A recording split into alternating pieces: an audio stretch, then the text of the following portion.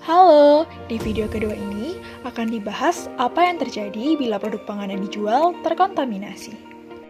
Kontaminasi adalah terdapatnya benda-benda asing seperti bahan biologi, kimia, atau fisik yang tidak dikehendaki dari suatu produk atau benda dan peralatan yang digunakan dalam produksi. Kontaminasi silang adalah kontaminasi dari satu bahan pangan olahan ke bahan pangan olahan lainnya melalui kontak langsung atau melalui pekerja pengolahan, kontak permukaan, atau melalui air dan udara. Contoh dari kontaminasi silang yaitu makanan mentah bersentuhan dengan makanan masak, ataupun makanan bersentuhan dengan peralatan kotor seperti piring, sendok, pisau, dan lainnya. Kontaminasi dapat terjadi bila penanganan pangan selama produksi tidak baik. Pangan yang terkontaminasi dapat menyebabkan keracunan makanan dan penyakit bawaan pangan sehingga membahayakan keselamatan konsumen.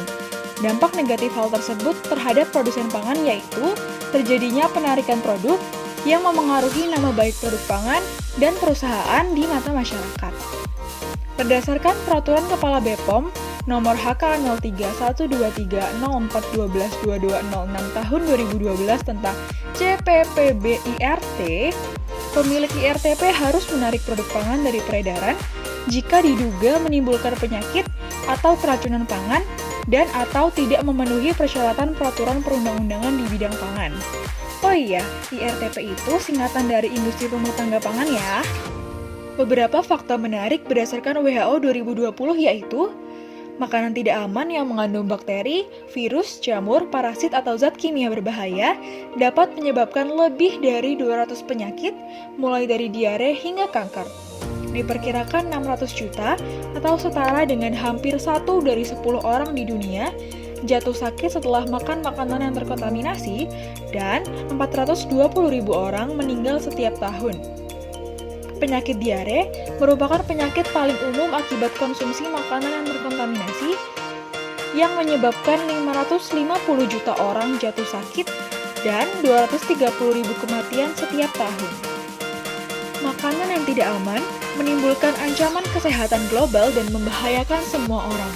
Bayi, anak kecil, wanita hamil, orang tua, dan orang dengan sistem kekebalan yang lemah adalah golongan yang sangat rentan. Setiap tahun, 220 juta anak terjangkit penyakit diare dan 96.000 anak meninggal. Makanan yang tidak aman menciptakan lingkaran setan diare dan malnutrisi, mengancam status gizi golongan yang paling rentan. Makanan dapat terkontaminasi di setiap titik produksi dan distribusi, dan tanggung jawab utama terletak pada produsen makanan. Namun, sebagian besar insiden penyakit bawaan makanan disebabkan oleh makanan yang tidak disiapkan dengan benar atau salah penanganannya di rumah, di tempat layanan makanan, atau di pasar.